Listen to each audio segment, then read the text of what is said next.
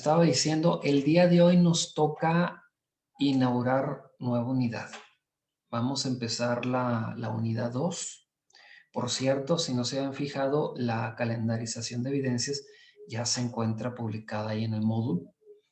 ¿De qué va en esta unidad 2? Bueno, pues vamos a seguir viendo cuestiones que tienen que ver con el entorno organizativo de la organización, el personal que va a estar llevando a cabo el proyecto, terminar de concluir la parte de la planificación del proyecto.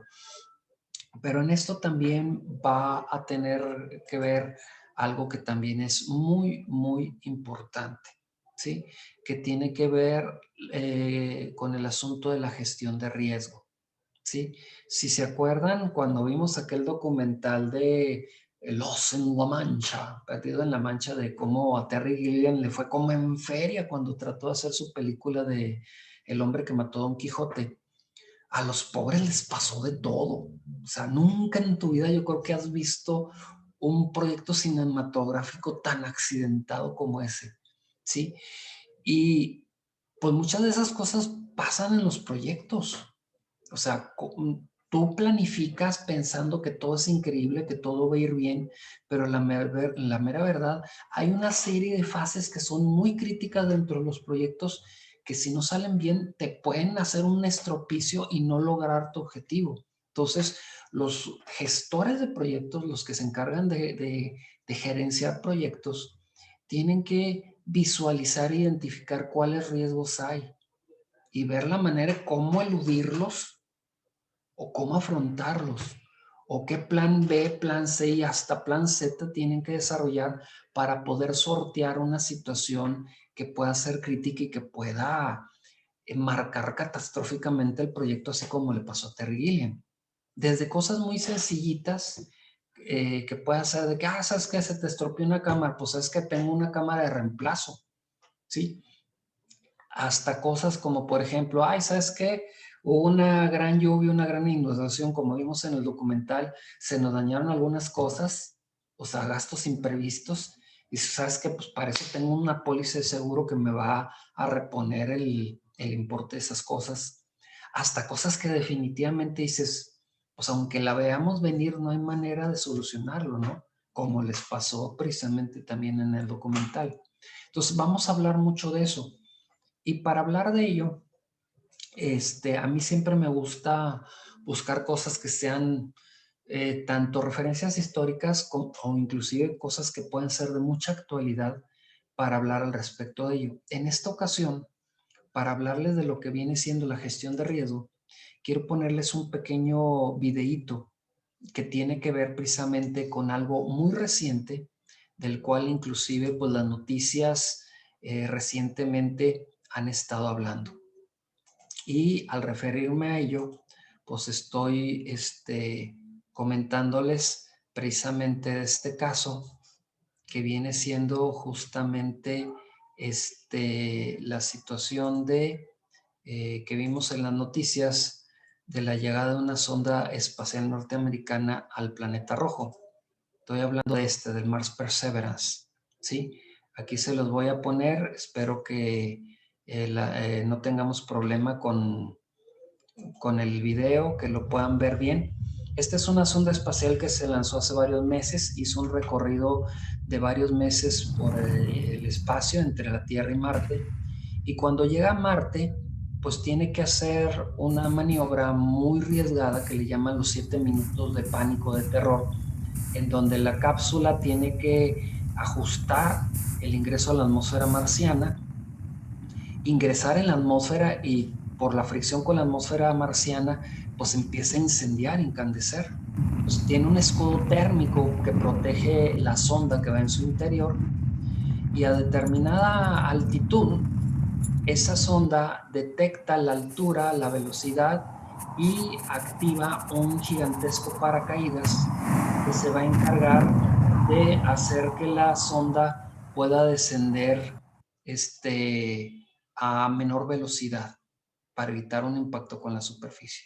Entonces, se va a ir balanceando esa sonda, ir descendiendo hasta que a cierta altitud la nave se desprende de su escudo térmico, que ya no lo necesita, para dejar disponible, o sea, dejar accesible la salida para la unidad de retrocohetes. Esa unidad de retrocohetes lo que va a hacer es que va a hacer descender al rover que lleva a bordo y lo va a hacer descender a una muy, muy baja altitud, a escasos metros de distancia de la superficie marciana, de manera que lo pueda hacer posar de forma muy suave y que el rover no se vaya a estrellar con la superficie. Lo hace bajar con cables, fíjense cómo lo hace descender con cables. Ya cuando toca tierra, se desprenden los cables y la unidad se separa precisamente para evitar colisionar con el rover. Y ese rover tiene 6 rueditas, es un laboratorio científico que se va a poder ir desplazando por toda la superficie del planeta. Lleva una serie de instrumentales que van a tratar de detectar pues, las características del clima marciano, del suelo marciano. Lleva un laboratorio para tratar de detectar la posible existencia de vida microbiana primitiva en Marte. O sea, el hecho de haber puesto esta sonda en la superficie marciana fue un hitazo a nivel tecnológico espectacular, ¿sí?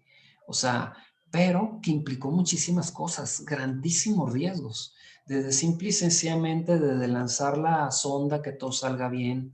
En la sonda en ese viaje pudo haberse perdido, haberse perdido el control o el contacto con la sonda y haberse desbalajado en el espacio. Cada una de las maniobras ingresar a la atmósfera en el ángulo adecuado para que la sonda pueda recibir el fulgor de la fricción atmosférica en el ángulo adecuado y que el escudo térmico soporte ese intenso calor. Todas esas fases, todas esas partes eran muy críticas de la misión. Si no salían bien, la sonda se perdía y no había misión, ¿sí? Saber en qué momento tiene que activar el paracaídas, ¿sí? Que el paracaídas tenga la resistencia adecuada para soportar la tensión de la desaceleración, de saber en qué momento se tiene que desprender el escudo térmico, salir el módulo con los retrocohetes, que los retrocohetes funcionen perfectamente bien, que vayan midiendo la altura sobre la superficie y la velocidad de descenso para finalmente soltar la sonda, saber en qué momento soltarla, hacer que descienda de manera suave y que no se estrelle, ¿sí? Todos esos fueron movimientos muy críticos que la sonda tuvo que realizar para que todo resultara de manera exitosa.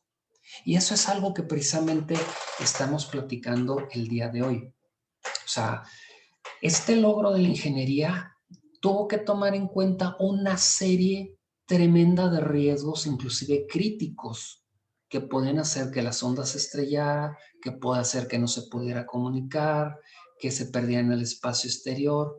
Entonces, todas esas fases críticas tuvieron que ser sabidas por anticipado para saber cómo responder a ellas, saber qué hacer en caso que algo saliera mal, ¿sí? Aquí, por ejemplo, tenemos la página oficial de la Perseverance, así se llama este rover, y dentro de algunas cosas que lleva este rover, por ejemplo, en la parte inferior tiene un pequeño dron o mini helicóptero que también va a estar sobrevolando la zona en donde va a estar el rover, ¿sí?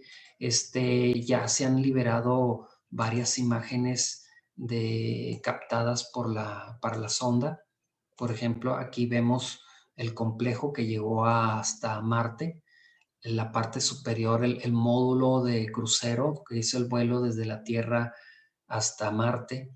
Luego la cubierta superior de donde salía el paracaídas. La parte central en donde estaba esa unidad con los retrocohetes y el rover ahí todo acomodadito así para ocupar el menor espacio, y en la parte inferior pues lo que viene siendo el escudo térmico, ¿no? Entonces, Por ejemplo, pues estas son las primeras imágenes que la sonda mandó en blanco y negro, solamente para asegurarse que hubiera llegado en terreno firme, que la nave no está en riesgo de caer en algún precipicio o algo por el estilo. Y posteriormente se han estado liberando, por decir, estas imágenes tomadas por la unidad de retrocohetes. Es de un video que hoy se va a liberar, en donde se va a ver toda la etapa de descenso, pero estas son algunas de las fotografías en donde se ve toda el rover suspendido de cables, esperando el momento de tocar tierra. Y pues aquí se ve en el centro de control las primeras fotografías que se obtuvieron del Perseverance cuando llegó este 18 de febrero pasado. Y pues aquí las primeras fotografías a colores que se obtuvieron, ¿sí? Podemos ver que pues cualquier parecido con estos terrenos así semiáridos, pues es pura coincidencia. O sea, en Marte pues el terreno es así, pedregoso, arenoso. El cielo, si se fijan, no es un cielo azul, es un cielo con un color como entre rosadito y salmón, porque allá la atmósfera predominante es de óxido de carbono muy tenue, un 7% de la atmósfera terrestre. O sea, no es oxígeno y nitrógeno como nuestra atmósfera. Aquí un detalle de la superficie de las rocas, inclusive de una de las ruedas del rover. Entonces, pues esto es, inclusive esta foto espectacular, una sonda espacial que se tiene en órbita del planeta Marte, con sus cámaras de alta resolución lograron captar la imagen de cómo la sonda iba descendiendo en su paracaídas.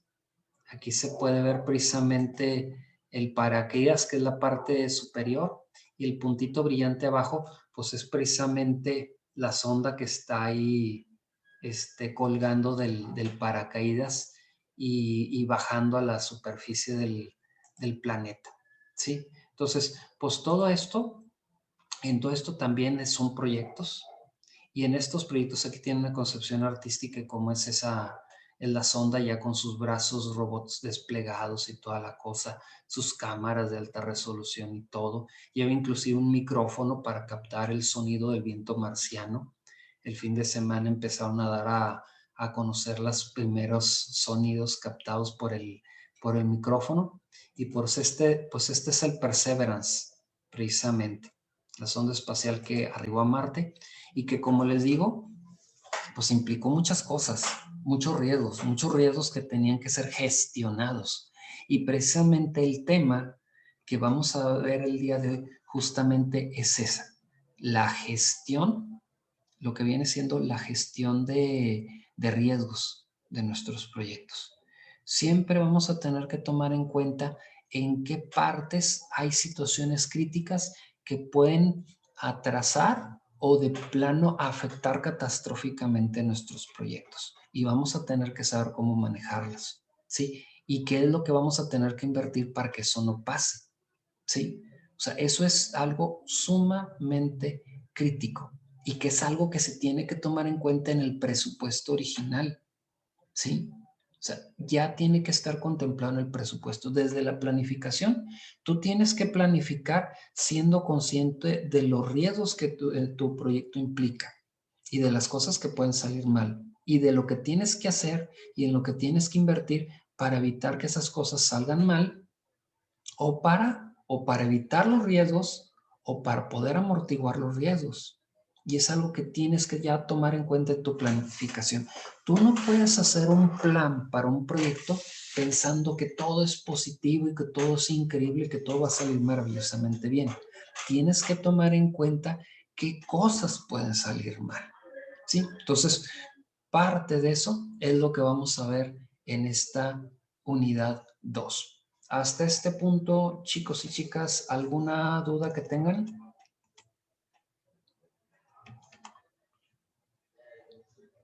¿Alguna o ninguna? No, profe, por mi parte todo bien. Muy bien. Entonces, lo siguiente que vamos a hacer es que vamos a ver qué onda con esto. ¿Qué es eso de la gestión de proyectos?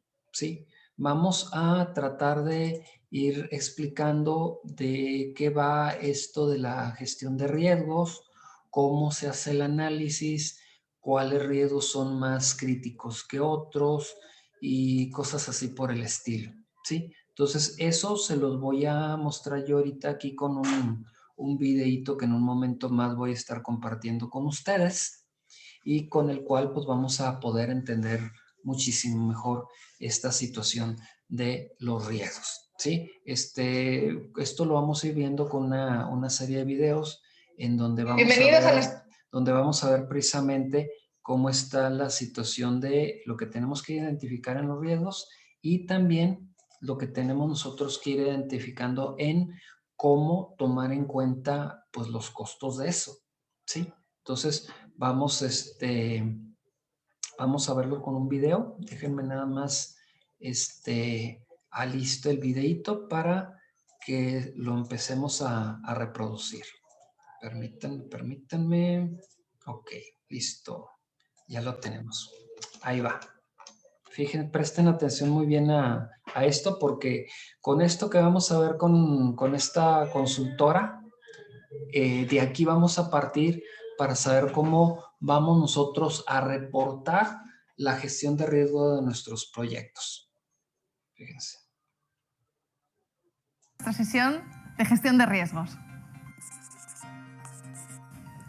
¿Qué es un riesgo? Un riesgo es un factor externo a nuestro proyecto que puede impactar la ejecución o el impacto del proyecto. Es decir, que puede cambiarnos completamente nuestra planificación.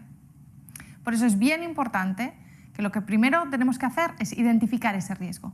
¿Qué cosas pueden impactar mi proyecto o los resultados que espero de mi proyecto?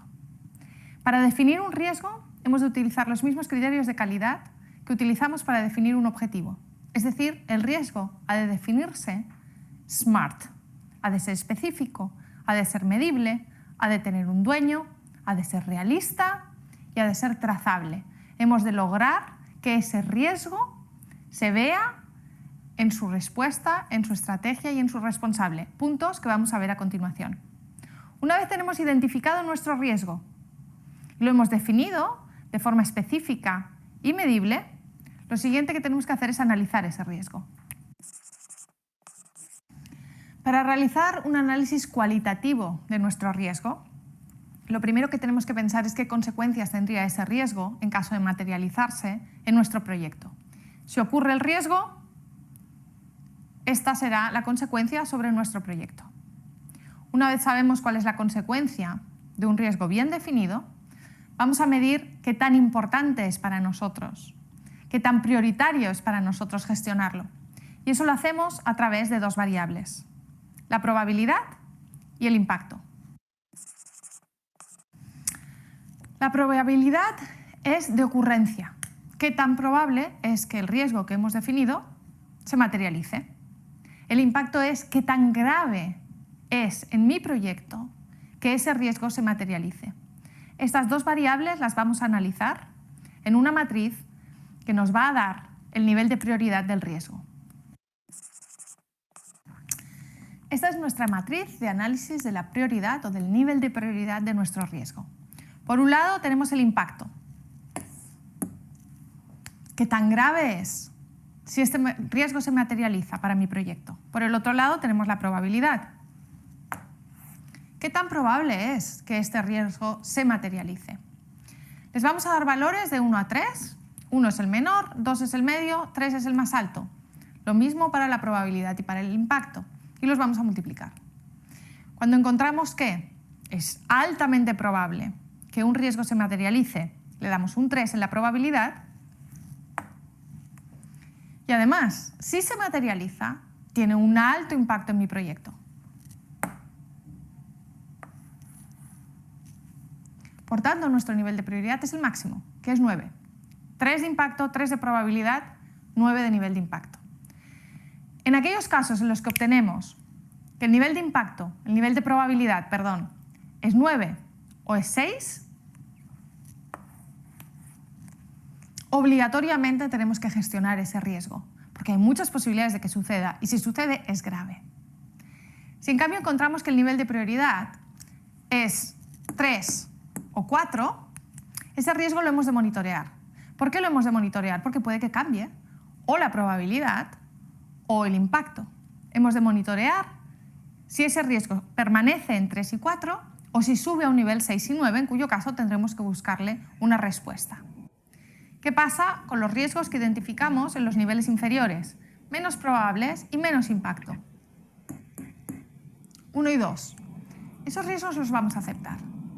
Si suceden, no pasa nada.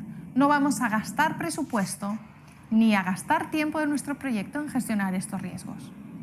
Vamos a concentrarnos entonces en aquellos que sí tenemos que gestionar, que nos han dado un nivel de prioridad 6 o 9. ¿Cómo gestionamos un riesgo? Hasta aquí hemos avanzado en el análisis del riesgo. Ahora nos toca gestionarlo. Vamos a iniciar por la estrategia de gestión de riesgos más sencilla, que es la que hemos visto para los riesgos de prioridad baja. Aceptarlo. Cuando gestionar un riesgo implica un coste más elevado que el riesgo en sí mismo materializado, no vale la pena, no es costo eficiente. Lo vamos simplemente a aceptar. Esa es la cuarta de las estrategias de gestión de riesgos. Todo lo contrario es evitar. Evitar el riesgo es que realizas aquellos cambios que sean necesarios en tu planificación para que ese riesgo desaparezca. Esta es una gestión dura que implica cambios estructurales en tu proyecto que solamente aplicaremos en caso donde la probabilidad sea alta y el impacto sea alto de nuestro proyecto, porque implica repensar estructuralmente nuestro proyecto. Esa es la estrategia de evitar. Tenemos dos estrategias intermedias, una habitualmente más costosa que la otra, y en función de eso también decidiremos cuál de las dos elegimos para darle una respuesta a nuestro riesgo. La estrategia de transferir implica que incluimos un tercer actor, incluimos a aquella persona que va a aceptar la responsabilidad de que se materialice el riesgo. Habitualmente lo que tenemos que hacer es pagar a este actor para que acepte esa responsabilidad, en caso de que se materialice el riesgo. El ejemplo más claro de una estrategia de transferir es un seguro. Estamos pagando para que en caso de que se materialice el riesgo, la compañía de seguros asuma ese coste. ¿Cuál es la estrategia más comúnmente utilizada en todos los proyectos de desarrollo? Mitigar. ¿Y mitigar qué significa? Que o hacemos que baje el nivel de impacto, si se materializa el riesgo ya no será tan grave gracias a nuestra respuesta de mitigación, o hacemos que baje la probabilidad de ocurrencia. Con nuestra respuesta vamos a lograr que haya menos probabilidades de que ese riesgo se materialice. A eso lo denominamos mitigar. Una vez hemos decidido qué estrategia es la más eficiente para el riesgo que hemos identificado, lo único que tenemos que hacer es ver qué respuesta vamos a darle a esa ocurrencia. Si ocurre el riesgo, ¿qué vamos a hacer? A esa respuesta le tenemos que asignar siempre un responsable y con eso tendremos completa nuestra matriz de riesgos.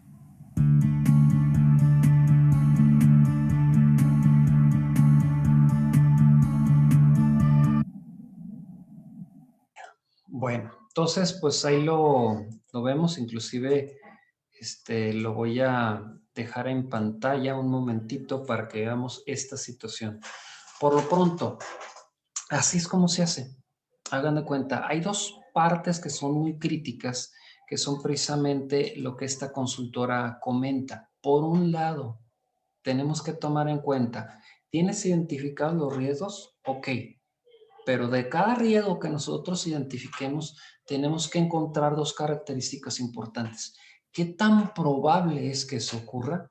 ¿Y qué tan catastrófico es que eso ocurra? ¿Sí? Por ejemplo, es como por decir, imagínate que tú piensas hacer una exhibición, vas a hacer un festival, o vas a proyectar un festival de cine o lo que sea, y ya hasta vendiste boletos y todo, y X o Y, Z. Y el día que vas a empezar tu función, se va la luz. Bolas, ¿qué haces? ¿Qué tan probable es que eso pueda ocurrir? Bueno, pues a lo mejor es relativamente probable, ¿sí? Pero ¿qué tan catastrófico es? Es muy catastrófico. ¿Por qué? Porque si no hay electricidad, tú no vas a poder hacer la proyección. Y si no haces la proyección, vas a tener que devolver el precio de las entradas.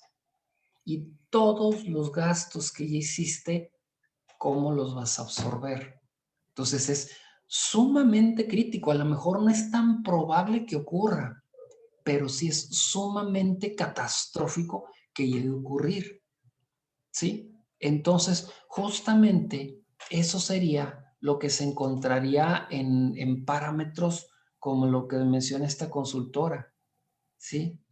Que eso estaría en esos parámetros de que la probabilidad es tal vez mediana, pero el impacto, lo catastrófico, vaya que lo sería, ¿sí? Entonces es algo que tendríamos que tomar en cuenta.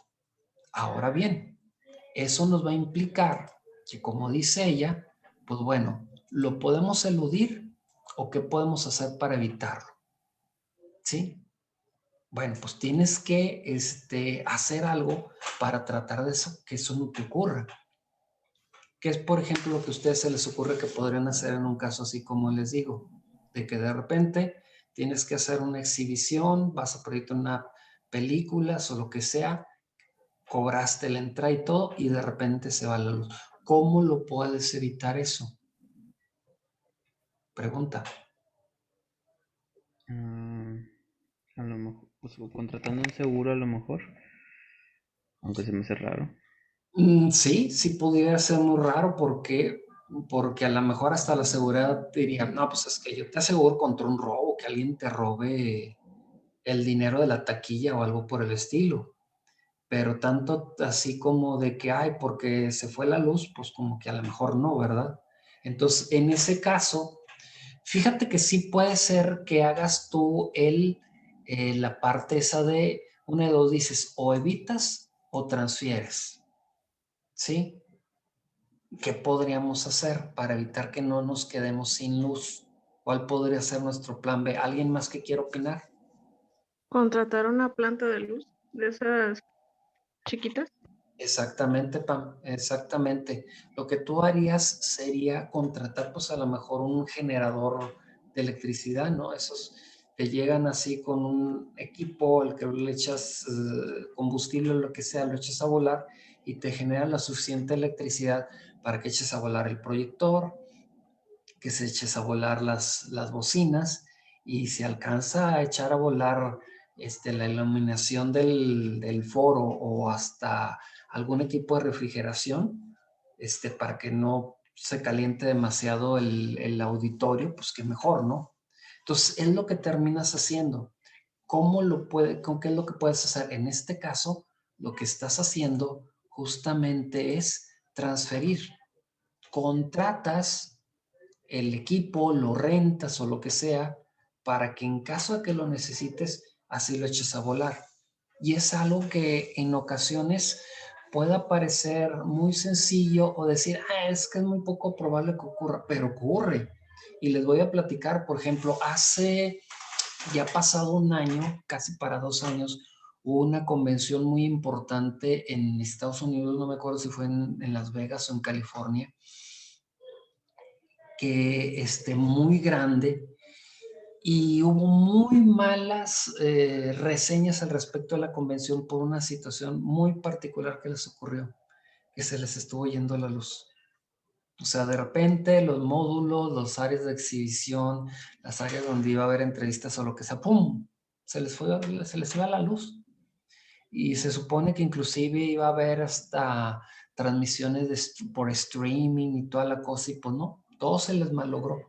¿Por qué? Porque los organizadores en ningún momento contemplaron la renta de camiones, porque hay unidades de plantas de energía que son tan grandes que se trasladan en trailers, de tener unos trailers para generar ellos mismos la electricidad de reserva en caso que tuvieran un problema. No lo contemplaron o en determinado momento pensaron que no les podía ocurrir o no quisieron hacer esa inversión y a la mera hora pues les fue como en feria. Imagínate, o sea, tú estás pagando, más bien estás cobrando a los exhibidores, a los que van a tener sus stand y todo, les estás cobrando una lana por tener ahí su mercancía, hacer sus exhibiciones o lo que sea, y que de repente pasen ese tipo de cosas, ¿no? Te van a reclamar, te van a exigir la devolución de su dinero y todo eso. Entonces, pues sale peor. Entonces, estas son las acciones que hay que tomar muy en cuenta, que tenemos que hacer en la gestión de riesgos. Evitar, transferir, mitigar y aceptar, ¿sí? Va a haber cosas que no van a implicar mucho y que dices, ay, bueno, pues si no funciona tal cosa, pues no pasa nada, ¿no?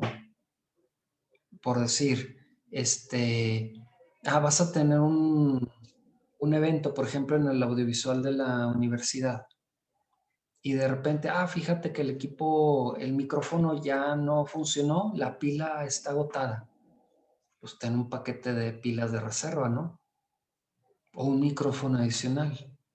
O ¿sabes qué? Pues no, es que el micrófono, el equipo de sonido, o lo que es la parte del micrófono ya no jaló. Bueno, pues a lo mejor, como el auditorio está relativamente chiquito, pues a golpe de voz es más que suficiente para que me escuchen.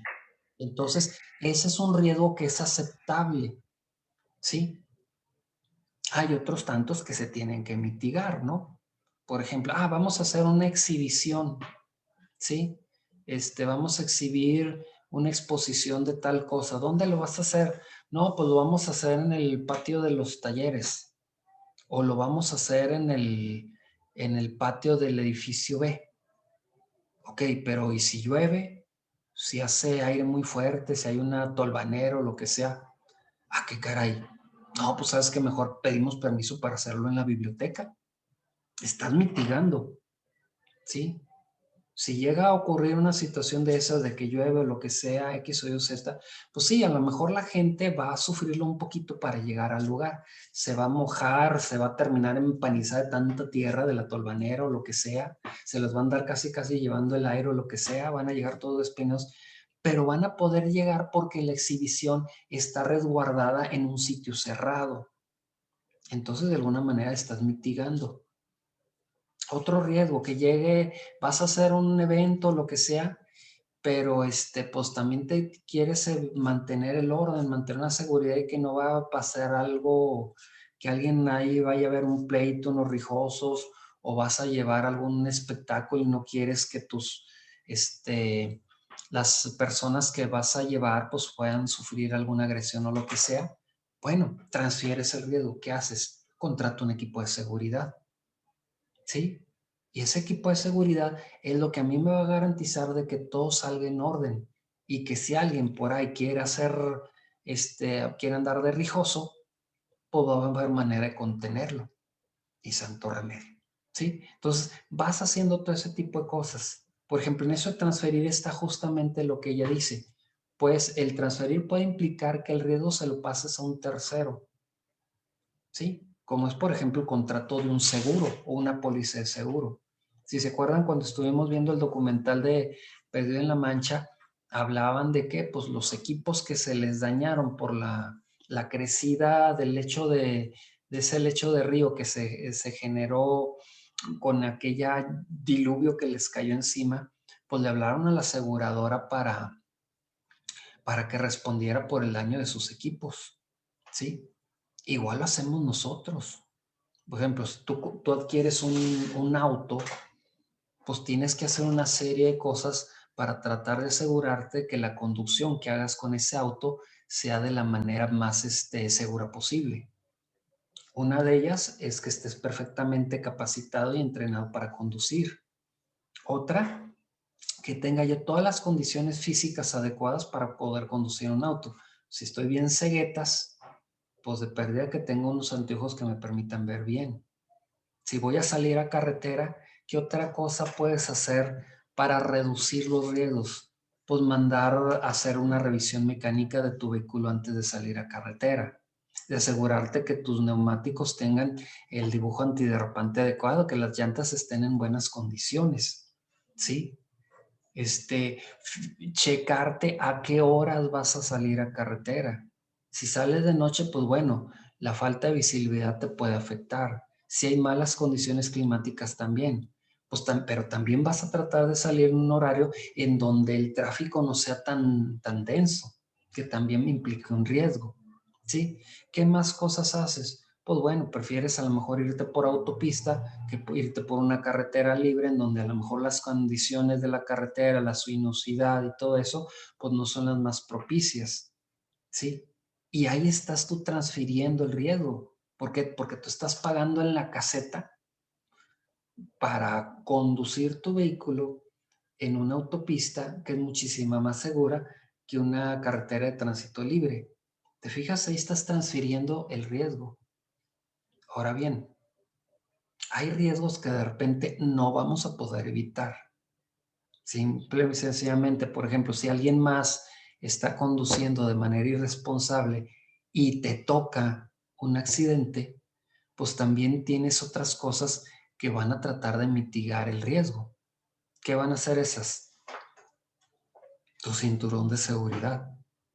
El accidente ya no lo vas a evitar a lo mejor, pero dentro de lo que cabe, pues que tu integridad física esté a salvo. Si tu coche trae cinturón de seguridad y trae una bolsa de aire, pues tienes un muy alto grado de probabilidades de que puedas salir relativamente ileso de un accidente.